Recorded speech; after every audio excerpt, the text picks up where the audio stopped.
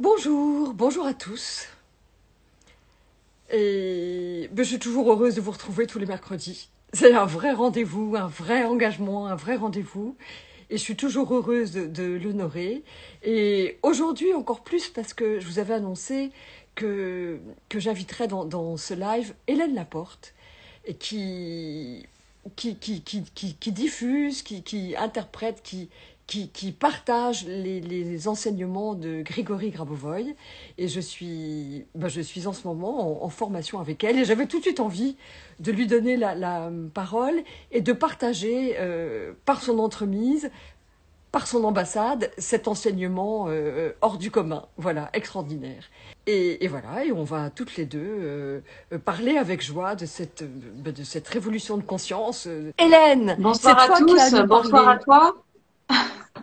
C'est toi Écoute, qui as c'est une tout à grande nous première pour raconter moi, aujourd'hui. Instagram, donc je suis ravie de découvrir cette... J'ai créé un compte exprès pour ce soir, alors voilà, je découvre, je suis toute débutante sur Instagram. Cool. Je te donne la parole parce que la façon dont tu transmets l'enseignement fabuleux de Grigory Grabovoï me plaît beaucoup parce que tu es une femme, parce que tu as un mélange d'esprit extrêmement structuré, de douceur et un cœur plein d'amour qui laisse à penser que l'ouverture de cœur quand on travaille sur sa conscience et sur le pouvoir de sa conscience à créer des événements qui sont bons pour soi et pour le monde, eh bien, on a envie de dire que ça fonctionne. Je te laisse parler. Dis-moi quelle est la vision du monde de Grigory Grabovoï. D'accord, alors Grigory Grabovoï, en fait, c'est d'abord un scientifique totalement avant-gardiste, mais qui a aussi cette particularité d'avoir une clairvoyance hors norme qui lui permet de capter des connaissances directement dans le champ informationnel, hein, dont a parlé Einstein, ce fameux champ unifié, champ des potentiels, etc. Donc en fait, il relie la spiritualité et la science. Il nous redit tout ce que nous ont transmis les sages depuis des millénaires, sauf qu'il le prouve par ses équations mathématiques. Donc en fait, sa vision du monde, et donc qui est celle de beaucoup de courants de pensée avant lui, c'est que l'homme n'est pas séparé de sa réalité comme il le pense, que le monde n'est en fait qu'une projection de notre conscience, et que si nous nous mettons dans un état de concentration approprié, alors, par notre pensée, qui est un signal lumineux, nous sommes capables de modifier notre réalité. Voilà, donc à partir de là, étant donné que chaque élément du monde, que ce soit une parole, une pensée, une action, un événement, un objet, a une longueur d'onde qui lui est propre, eh bien parfois, si cette longueur d'onde n'est pas la bonne, n'est pas parfaitement harmonieuse, par notre pensée, nous pouvons lui superposer une nouvelle longueur d'onde, tout simplement en pensant à cet objectif ou à cette situation telle qu'il devrait être de la meilleure manière et dans cet état de concentration approprié, et alors nous allons pouvoir le transformer dans notre réalité directement. C'est un super programme, c'est tout ce dont on rêve. C'est tout. Et de toute façon, notre vie, c'est un rêve, et notre réalité est ce dont on peut, et ce qu'on peut rêver de mieux, puisque l'univers ne conspire qu'à notre épanouissement et à l'épanouissement de notre âme dans les conditions les meilleures. Donc c'est vrai que ça devient accessible. Alors, comment on s'y prend, Hélène? Alors, comment on s'y prend? Eh bien, tout simplement, il va falloir structurer sa conscience. Et pour structurer sa conscience, il va falloir travailler un petit peu. Parce qu'à l'heure actuelle, c'est vrai qu'on utilise peut-être que 1% des capacités de notre conscience. Certains scientifiques disent que 5% des capacités de notre cerveau. C'est la même chose puisque notre cerveau est créé par notre conscience. Donc en fait, on va entraîner notre conscience comme un muscle, ce qui va lui permettre d'avoir beaucoup plus de capacités et ce qui va lui permettre de pouvoir modifier tout ce qui est à modifier dans la réalité. Donc en fait, on se sert des lois communes de la pensée. Si tu veux un exemple concret, eh bien, une fois que tu t'es mise dans cet état de concentration approprié qui est comme un état de méditation profonde, tu vas te concentrer sur ce que tu veux modifier. Donc, par exemple, imaginons que ce soit une relation, tu vas visualiser cette relation dans ta conscience. Et ensuite, tu vas, par exemple, parce qu'il y a des dizaines de façons de faire différentes, tu vas pouvoir, par exemple, visualiser cette relation telle qu'elle devrait être. Et en fait, en étant dans cet état de conscience particulier, tu vas superposer ces deux images Et ça va transformer la longueur d'onde de la réalité et tu vas donc avoir des résultats dans ta réalité alors que tu n'as rien fait au niveau physique. C'est d'ailleurs assez rigolo quand tu le vis. Moi, j'ai fait ça avec ma sœur ou avec d'autres gens et puis la personne, en fait, elle comprend pas pourquoi elle a envie d'être plus sympa avec toi, pourquoi elle t'aime mieux d'une certaine façon, alors qu'il s'est rien passé. C'est juste parce que tu as réharmonisé au niveau informationnel ce qui ne convenait pas, quoi.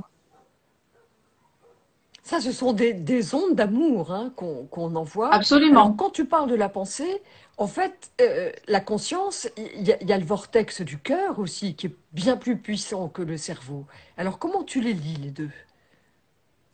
D'où est-ce que ça Alors, part? bah, De en la fait, pensée, du cœur? ce que Grigory Grabovoy nous explique, c'est que nous faisons partie d'un grand tout. Bon, ça, nous le savons déjà, mais qu'en fait, tout est constitué d'amour. Vraiment, la source, l'univers, le créateur, tu peux l'appeler comme tu veux, a créé tout ce qui est en une seule impulsion au niveau fondamental. Ça ne veut pas dire que tout est matérialisé en même temps, mais que tout existe déjà dans un prototype informationnel qui existe au niveau fondamental de la réalité. Et ce prototype-là, il est fait d'amour. Ça veut dire que chacune de nos pensées, chacune de nos actions et chacun des événements que nous vivons sont constitués d'amour, d'amour pur en fait, d'amour fondamental, qui n'est pas forcément l'amour tel qu'on le conçoit dans une relation, par exemple. C'est Mais pas du être coup, tout, amoureux ou avoir très très envie de quelqu'un. oui, voilà, ça s'appelle, C'est pas ça ça. c'est de l'amour vectoriel. Ça veut dire que tu vas prendre une partie de cet amour fondamental et tu vas le diriger vers quelqu'un. Mais en fait, l'amour fondamental, c'est comme un bain, c'est comme un océan dans lequel nous baignons tous. Et à partir de cet océan, quand nous prenons conscience de cela, nous sommes dans cet état de contrôle de la réalité et à ce moment-là, notre pensée, elle fonctionne grâce à l'amour totalement différemment. Donc quand Grigory Grabovoy parle de structurer sa pensée, forcément, c'est lié avec le fait d'être dans cet état d'amour. L'un ne va pas sans l'autre. Et ça demande une espèce de concentration.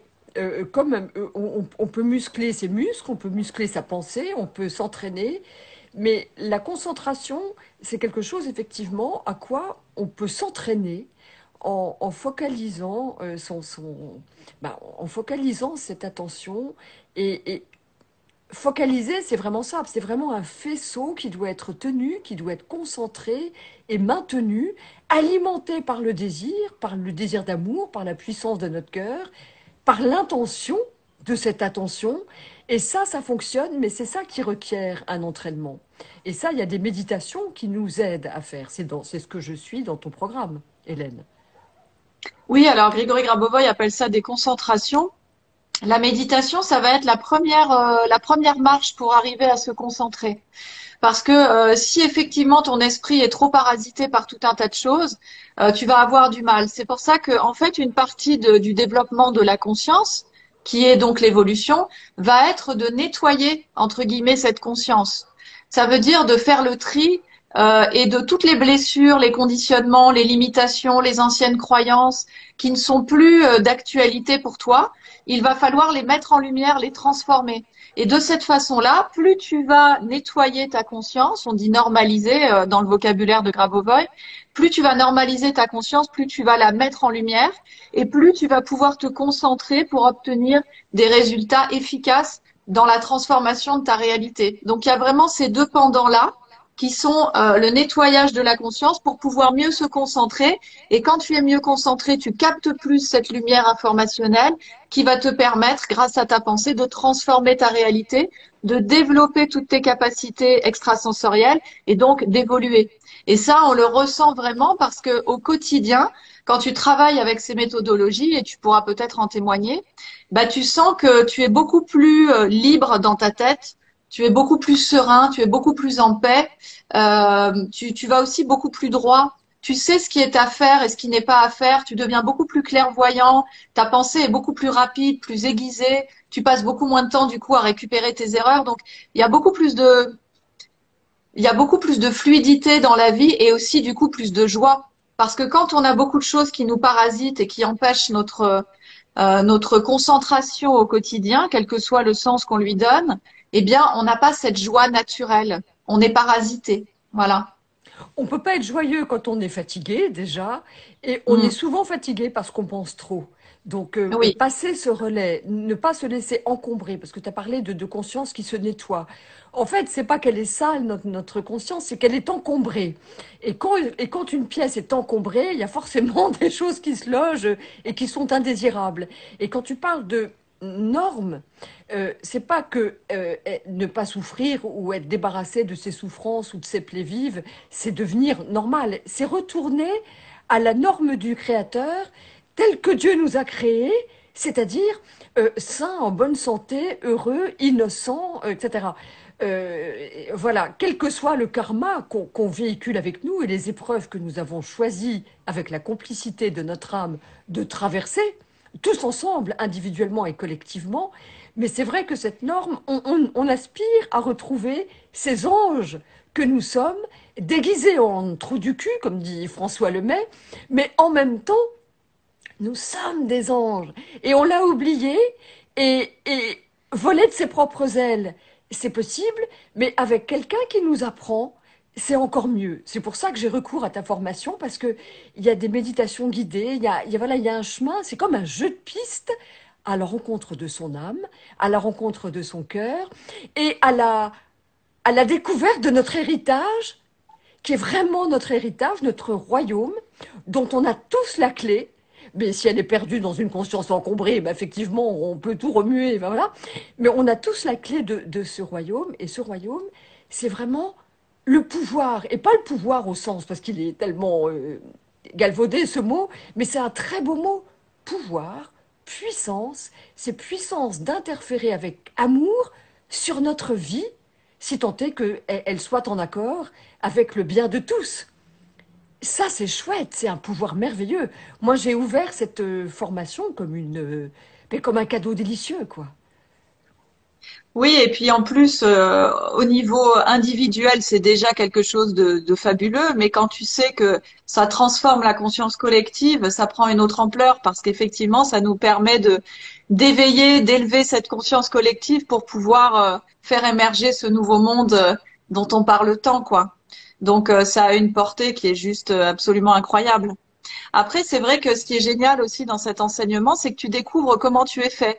Il parle des 4 structures fondamentales de l'être humain, de l'âme, de l'esprit, de la conscience et du corps physique, qui ont différentes terminologies dans d'autres courants de pensée. Hein. Là, c'est vraiment spécifique. Et tu apprends à les sentir. Ça veut dire que évoluer, c'est reconnecter sa conscience à son âme pour que notre conscience puisse entendre les messages de notre âme et vivre, en fait, matérialiser les expériences que notre âme désire pour que nous puissions réaliser notre mission d'âme, notre mission de vie. Et donc, c'est absolument magnifique quand tu arrives, au bout de quelques méditations, concentration, à ressentir ton âme et à écouter ces messages. Et ça, c'est vraiment une des parties de la formation qui est extraordinaire, quoi, je trouve. Mais oui, parce que notre âme, c'est notre meilleure amie, elle sait tout de nous. Elle sait tout de nous.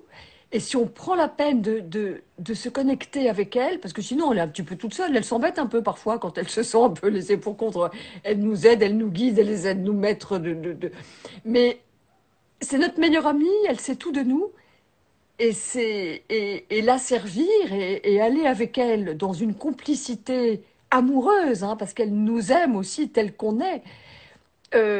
Enfin, pas notre personnalité toujours, mais ce que notre cœur, notre noyau, les étincelles qui brillent en chacun de nous, à travers nos ombres, elle la voit. Elle la voit, elle ne demande qu'à la guider. Donc, retrouver le chemin vers elle et marcher en lui tenant la main, tout d'un coup, c'est vrai que la vie paraît délicieuse. La vie paraît délicieuse et la vie paraît plus facile. Il y a quelque chose qui, tout d'un coup, je dis pas que se déroule comme un tapis rouge, c'est peut-être, j'ai bien conscience que c'est peut-être un peu indécent de parler de cette joie et de cette légèreté de vivre et combien elles peuvent paraître toutes les deux, joie et légèreté inséparables, insoutenables au milieu de tout ce que nous traversons collectivement, de cette crise à la faveur de laquelle émergent plein de questions, plein de désirs et plein de réinitialisation, que ce soit de nos croyances ou de notre façon de penser et d'appréhender la vie. Je conçois que ce peut être indécent, mais grâce à ces enseignements, grâce à un parcours que j'ai, je découvre ça. Et je prends le risque de le partager parce que c'est vraiment la réalité que j'ai envie de partager et dont j'ai l'impression que elle s'allège et que la ligne, et je dis pas que c'est plus une ligne droite, hein, je suis pas en train de voler avec une plume dans le derrière et je brille pas la nuit. Mais il y a quelque chose qui s'allège considérablement et qui devient plus joyeux et qui me laisse même appréhender les échecs, les contrariétés, les insatisfactions, les grains de sable dans les rouages, avec, j'irais presque comme une tendresse, parce que j'ai envie de dire à mon âme, ok, t'as pas voulu me faciliter le truc sur ce coup-là. Ok, la voie n'est pas facile, mais je sais que c'est pour mon bien, je sais que je vais le traverser, je sais que je le peux, et on va y aller, ma belle. Tu vas voir que je vais le traverser, ça. Et ça va être grand après. Donc là, quand il y a cette... Ah, ça y est, frisson. Eh bien, quand il y a cette complicité-là, on n'est pas, on n'est plus seul quand on est avec son âme. T'es d'accord, Ouais, Hélène? ouais, absolument. Oui, oui, moi ça a été vraiment une révélation et je sens toujours cette joie incroyable en arrière-plan qui est tout le temps là. Et il y a beaucoup de personnes qui nous disent qu'elles ont fait un chemin de développement personnel, des fois de 30 ans, et quand elles arrivent sur ces enseignements-là, c'est vraiment révolutionnaire parce qu'il y a quelque chose qui va beaucoup plus loin que tout ce qui a été vu avant parce qu'on travaille au niveau fondamental de la réalité. Et au niveau fondamental de la réalité, bah, c'est là où tu vas vraiment toucher ton âme et l'amour fondamental. Et c'est assez rare finalement, tu vois. Donc on cherche ça tout le temps. Et les personnes, quand elles arrivent, elles me disent, oh, enfin, je suis à la maison et enfin, j'ai l'espoir de cette nouvelle humanité parce que cet enseignement, c'est pas un enseignement qui est théorique et qui reste théorique et qui est un peu là-haut. C'est vraiment un enseignement qui vient s'ancrer dans la matière, qui nous réapprend à travailler, à aimer notre corps, qui nous apprend à transformer notre réalité physique. On n'est pas en train de partir ailleurs, on est vraiment là et il dit, ma science vise en premier lieu l'obtention de résultats concrets. Donc le but, c'est d'avoir des résultats concrets, mesurables. Et ça change tout aussi, parce que du coup, ça permet de remettre la spiritualité vraiment dans le quotidien. Alors, ça n'a rien à voir avec la... Enfin, ça n'a pas à voir. Ce n'est pas comme la loi de l'attraction. J'aimerais que tu nous expliques cette nuance parce qu'elle me paraît très belle et très importante.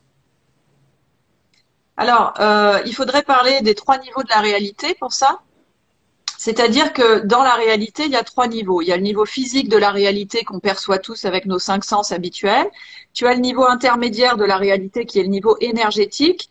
Et tu as le niveau fondamental de la réalité qui est le socle de ces deux autres niveaux.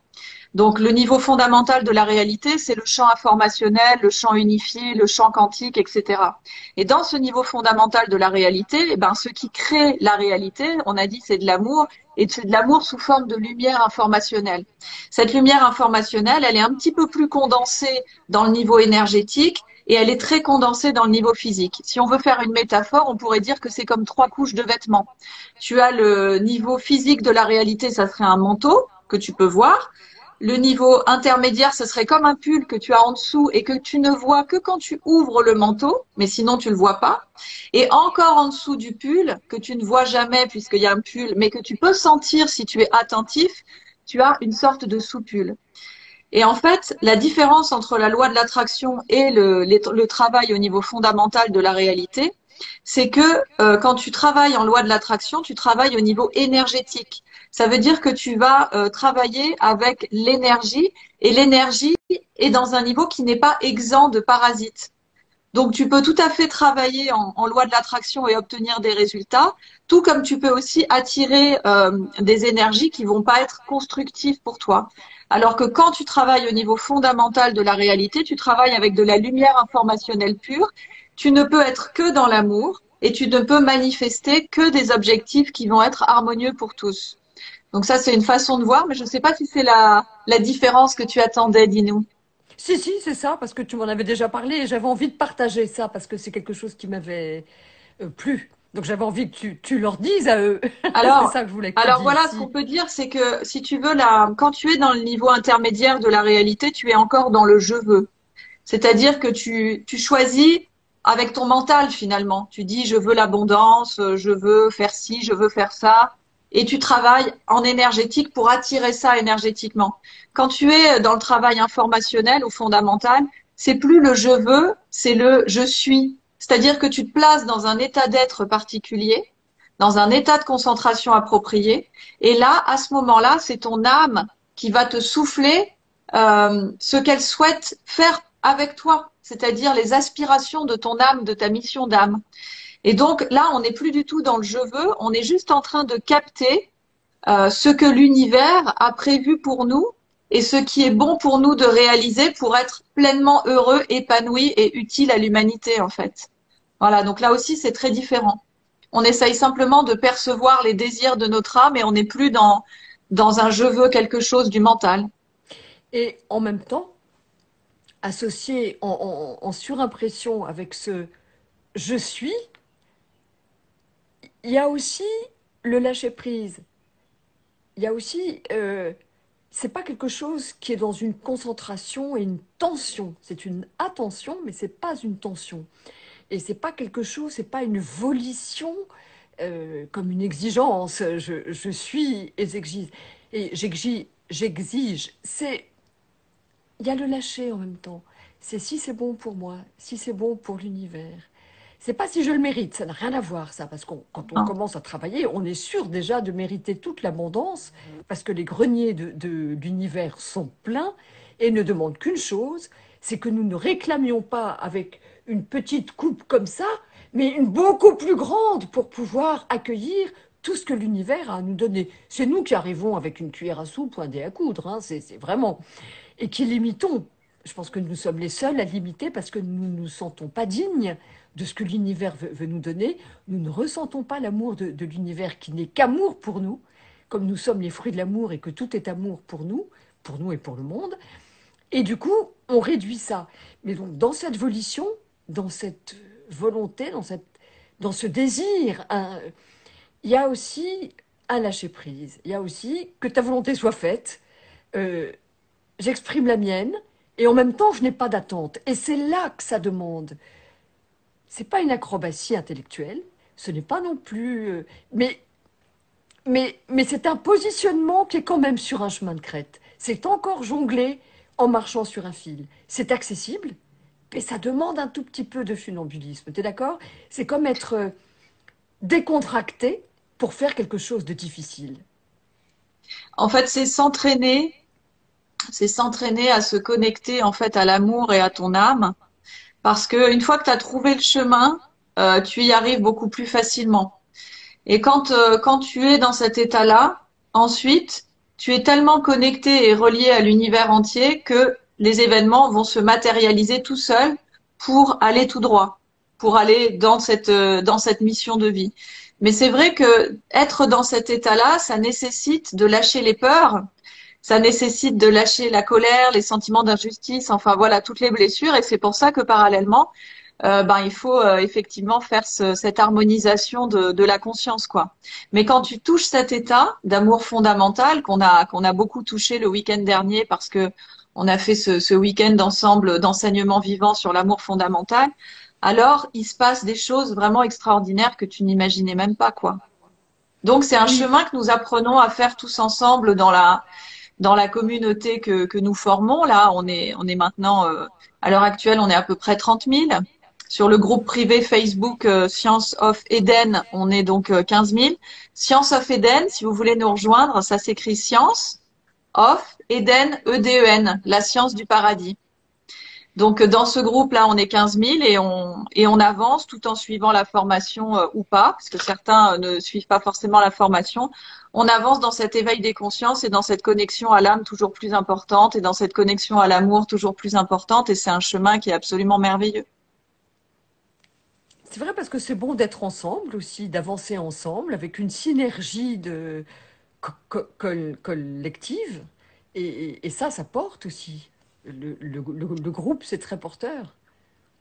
Et on se retrouve, c'est vraiment comme une famille maintenant, tu sais, tu as l'impression, il y a toujours des petits nouveaux qui arrivent, mais on se retrouve vraiment, on est à peu près, on est au moins 1000 à chaque webinaire et on se retrouve vraiment, il y a cet amour qui monte de plus en plus, tu sais, et c'est magnifique, surtout en cette période. On sent que c'est en train de monter en puissance et qu'on est en train de d'inonder le monde d'amour et de lumière. C'est Il faut croire en ce pouvoir, en cette puissance, et il faut se le réapproprier, d'abord parce qu'on ne l'a jamais perdu, mais nous avons juste oublié que nous l'avions en nous. Il y est, de toute façon, il n'y a pas à le chercher ailleurs qu'en nous, et quelle joie de le retrouver, quelle joie. Moi, il y a plein de fois dans ma vie où je dis, je confie aux anges, mais en confiant, parce que je dis, ils font tellement bien les choses, ils organisent tellement bien les choses pour moi, que plus j'essaie de faire avec ma volition, avec mon ego, avec ma tête, et plus je suis contractée, plus je me fatigue, et moins ça marche. En tout cas, je ne peux plus me satisfaire maintenant des résultats que j'obtenais avant avec l'ego, avec mon gros cerveau, avec mon courage, avec mon énergie. Ce ne sont plus que des accessoires ou des auxiliaires pour un appel plus profond, plus direct et plus fort et beaucoup plus puissant. Alors bien sûr, on a besoin de tout ça, encore un peu d'énergie, un corps qui fonctionne bien, un cerveau qui est rapide, etc. Mais c'est vraiment accessoire. C'est d'accord, toi? T'es d'accord avec ça? bah, on nous a beaucoup appris à faire des efforts, tu vois. Et en fait, je pense que tout le secret réside dans justement arriver à être connecté à ça, au tout, tu vois, connecté à cette puissance fondamentale qui est là, à l'amour.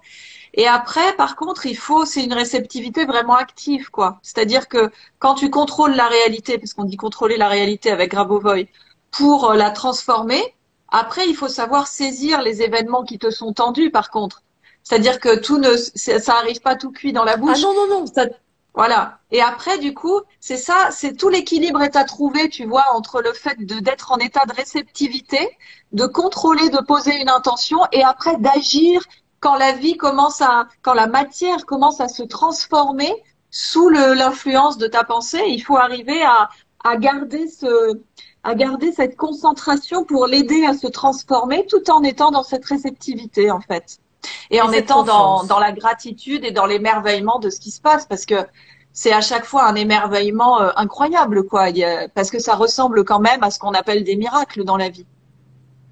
Mais remercier avant, ça a l'air un peu impoli ou directif. Je vous remercie de bien vouloir vous dépêcher de.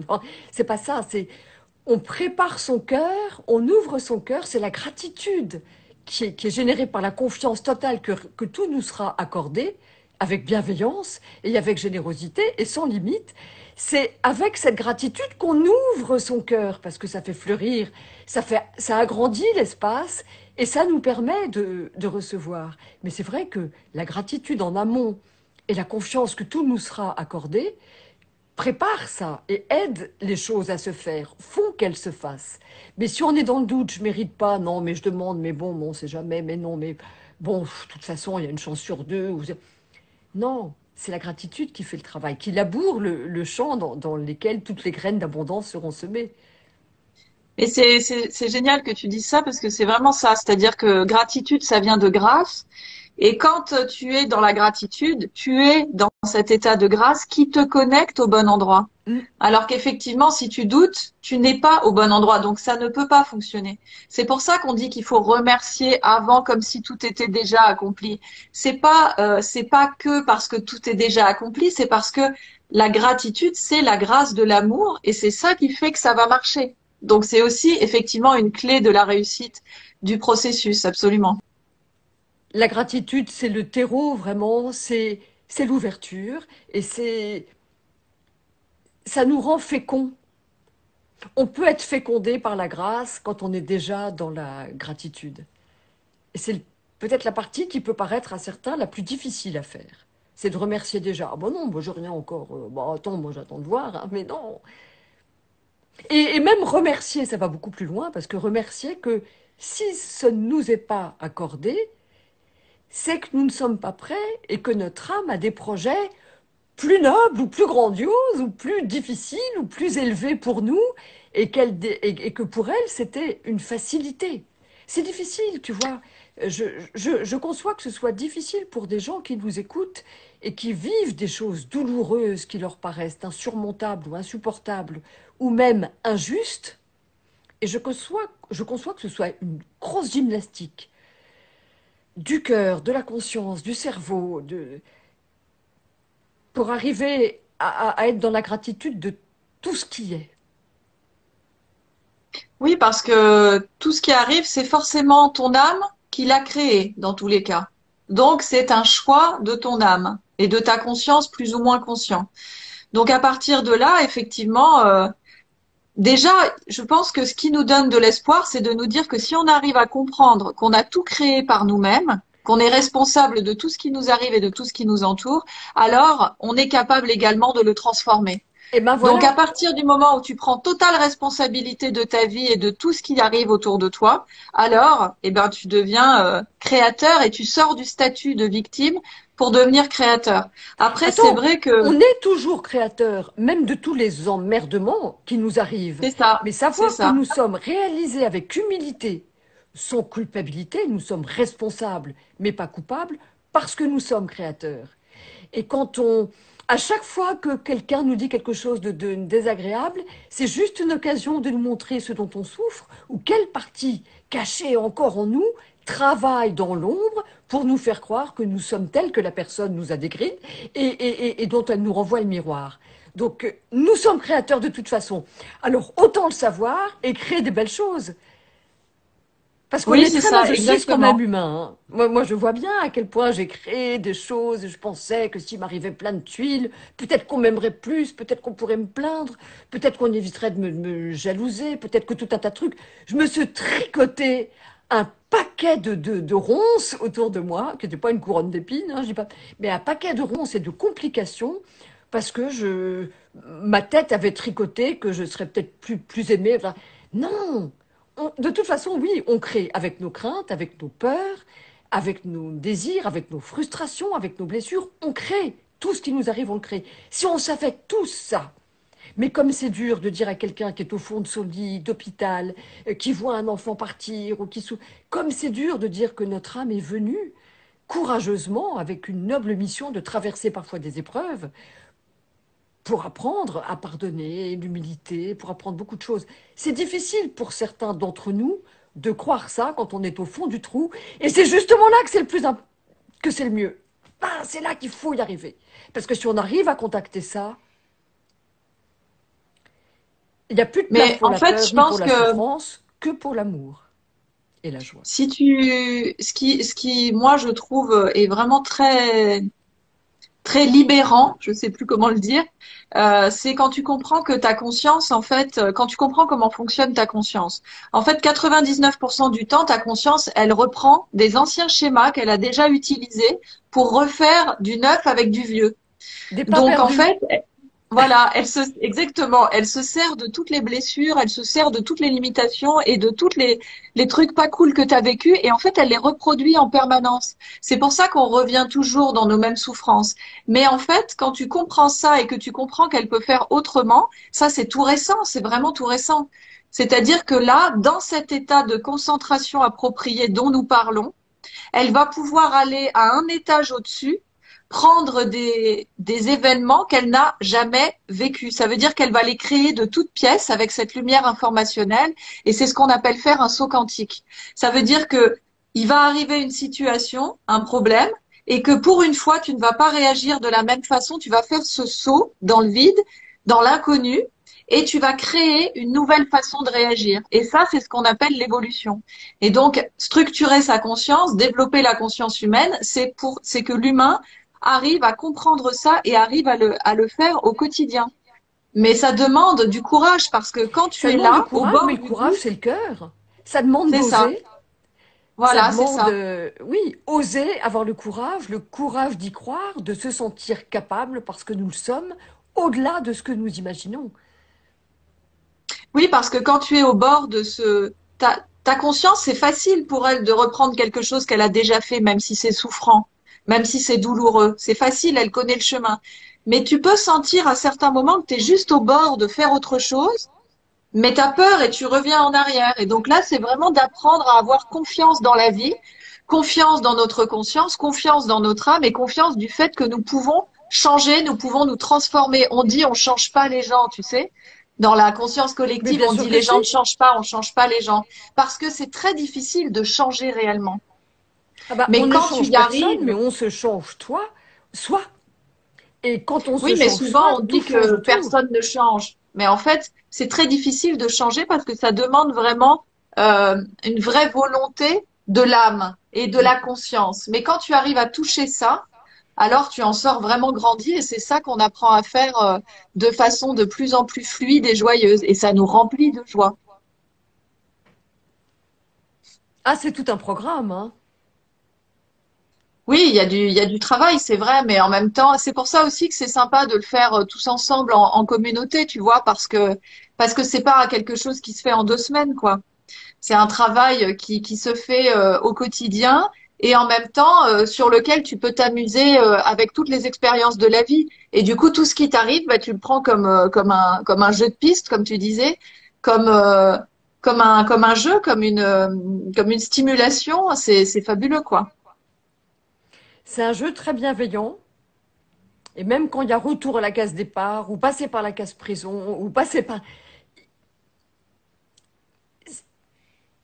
C'est forcément qu'on fait tout ça avec la complicité de notre âme. Et que le film est écrit d'avance. Là, on regarde un vieux film. Mais qu'on peut... Il y a des plans, effectivement, des plans quantiques, des plans de tressaillement, où quand on tressaille, que ce soit de joie, d'émotion, il y a quelque chose qui peut faire vibrer. C'est comme un plan, voilà, pouf, ça vibre et ça peut changer sur un autre niveau, sur un autre plan. Ouais, tu Et ça, montes c'est d'un assez coup, en fait. jouissif. Ah oui, c'est ce que j'allais te dire. C'est tellement. On s'en souvient d'ailleurs de ces moments-là. On s'en souvient toute sa vie. Tu vois, je sais pas, une femme qui a eu le courage de quitter un homme ou d'aimer un homme. Et il y a ce truc qui reste pour toute la vie après. Parce que tu sais que tu t'es surpassé, tu sais que tu as fait quelque chose d'extraordinaire. Mais ça, il faut qu'on arrive à le faire au quotidien. Et c'est pour ça aussi que notre âme, quand on fait quelque chose comme ça, elle est tellement en joie qu'on le sent. Parce que quand on passe une vie à faire métro, boulot, dodo, c'est vraiment ennuyeux pour notre âme. On n'est pas du tout venu là pour ça. C'est comme si on gâchait notre vie. On a vraiment besoin d'aller dans cette mission d'âme, absolument. C'est vrai que quand on s'y sent appelé, poussé avec ardeur et dans une excitation d'enfant, parce que ça ramène aussi à une excitation d'enfant, un enfant qui veut, un enfant qui joue à la vie et, et qui joue à jouer, parce qu'ils ont cette conscience-là avant de la perdre ou avant de rester de grands enfants. Et là, il y a quelque chose de l'ordre du jeu, parce que on joue, on ne joue pas à être soi, mais on joue à la vie. Absolument. Shakespeare Oui. l'a tellement bien Et dit, quand hein, tu dans, sais que c'est dans... un jeu, tu peux prendre de la hauteur, tu peux prendre du recul et c'est très différent. Et C'est faire un vraiment pas de très côté. différent. Aussi bien quand Oui. une conversation s'envenime avec quelqu'un qu'on aime, on se dit, hé, on est en train de jouer à la vie, c'est pas grave. On est comme des acteurs d'une pièce, on est dans un grand théâtre qui est le monde. Jouons. Qu'est-ce que tu as envie d'être? Qu'est-ce que j'ai envie d'être? À quoi on a envie de jouer là? Et, et c'est vrai que quand on joue à la guerre, ça a l'air tellement terrifiant. Mais faire ce pas de côté, ce saut de conscience, ou de se regarder d'un peu plus haut, et de voir qu'on est des enfants qui jouons, ça relativise tout. Mais c'est Absolument. vertigineux en même temps, c'est un vrai vertige, hein. Et en Oui, fait, oui, c'est ou dans des situations qui peuvent apparaître confortables, ou au contraire dans des situations de tension et d'extrême souffrance qu'on peut le contacter, paradoxalement, hein. Ce bord du oui, vide absolument. où on se confie. Et après, du coup, il y a des moments où en fait tout ce processus dont on parle se fait complètement naturellement. Et puis il y a quand même cet entraînement à avoir pour que ça devienne automatique et naturel, tu vois. Oui, oui. Et c'est aussi très intéressant de le faire consciemment, tu vois, de vraiment prendre le temps, de poser des objectifs, de travailler cette connexion au niveau fondamental, de voir ce qui se passe dans notre champ extrasensoriel, dans notre champ de perception, de voir, ok, la lumière informationnelle, tu commences à la voir se condenser, se décondenser, tu peux voir la matière se transformer. et voir la réalité changer. Et donc tu deviens en fait une sorte de maître de contrôle de la réalité, tu vois. Et chaque jour c'est étonnant parce que parfois tu as des résultats, parfois tu as moins de résultats, tu vois. Et la vie devient vraiment passionnante, quoi. Passionnante, et puis il y a quand même un enjeu derrière qui est la transformation de toute l'humanité, quoi. Mais on se transforme tous, on y va, nous sommes aidés, nous sommes aidants, on y va et on y arrivera tous. Absolument. Mais bon, D'ailleurs, parfois on a envie d'y aller le plus vite possible, sans souffrir, en souffrant le moins possible, en prenant de plus en plus de plaisir possible. Enfin, je pense qu'on peut oser prétendre à ça, que le chemin ne soit pas une algodyssée, c'est-à-dire un chemin de souffrance, où la souffrance ne soit pas non plus une clé ou une fin en soi, d'oublier cette notion de sacrifice qui a quand même baigné notre éducation judéo-chrétienne, enfin chrétienne. Euh, mhm. donc, oubliez ça parce que tout ce qui est fait dans un esprit de sacrifice, tout ce qui est donné dans un esprit de sacrifice n'est pas fait avec le cœur total et joyeux et n'est jamais bien reçu. Moi, je vois tous ces gens qui sacrifient pour faire tout ça ou ça, on a du mal à le manger jusqu'au bout, quoi. Par contre, se laisser porter euh, naturellement dans cet abandon-là, de créateurs conscients et joyeux, ça change. Et on n'a pas besoin que le chemin soit difficile, douloureux, long, pénible. Non, non. Si on décide Non, c'est ça aussi que qui les change. obstacles fondent, ils fondent. Il faut le vouloir et le décider. Mais comme on aime bien, moi je me suis prise en flagrant délit, Hélène, tellement de fois, de dire, oh bah non, parce que je veux montrer que je peux y arriver toute seule. Et puis, oh comme c'est difficile, mais j'ai réussi, hein. Et qu'est-ce que je cherche? Que ce soit difficile, à jouir, que ce soit difficile pour me dire que j'ai réussi à le faire? Qu'est-ce que je veux me prouver? Non, je veux plus tout ça. Je veux que ce soit facile, joyeux et facile. Oui, absolument. On n'est plus obligé de souffrir. Alors, parfois, il y a comme une sorte d'inconfort qui peut être là, de légère peur, Oui, pourquoi que ce pas, soit trop mais, facile. mais quelque chose qui reste avec une joie en arrière-plan, tu vois. Voilà. Tu sens que, exactement comme, moi j'aime bien dire, la confusion, c'est la clarté qui se cherche. Je sais Oui, plus d'où ça oui. vient. Parce que au moment où tu es en train de passer d'un état à l'autre, où tu es en train de grandir, tu es toujours un peu confus parce que t'es plus vraiment l'ancien toi et t'es pas encore le nouveau toi. Donc tu passes par des phases de confusion comme ça. Mais la confusion, tu sens que c'est de la confusion qui va se transformer en clarté. Donc c'est génial, quoi. Et le doute aussi. On disait tout à l'heure, il faut pas laisser de la place au doute, mais en même temps, c'est un petit papillon qui nous accompagne sur le chemin et qui va de ci, de là, avant de reconnaître le chemin. Tout est permis de toute façon sur ce trajet. Mais il y a une chose qui est vraiment permise, et c'est de ça que moi, personnellement, j'ai longtemps douté, c'est que ce soit facile, joyeux, permis. On a tous entendu qu'il fallait en baver, etc. Bien sûr, il y a des choses qui s'apprennent aussi dans la tempête et par temps difficile, bien sûr, mais on n'est pas forcé de passer d'une tempête à l'autre et d'être dans le wash machine tout le temps, hein.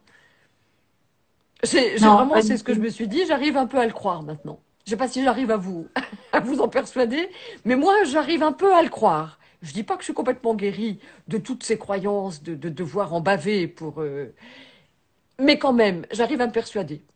C'est ça, exactement. On est venu pour ça. On Voilà. est venu vivre cette expérience terrestre pour ça, pour traverser, pour retrouver la source de qui nous sommes. Et dans cette source-là, il y a le pouvoir qui est créateur.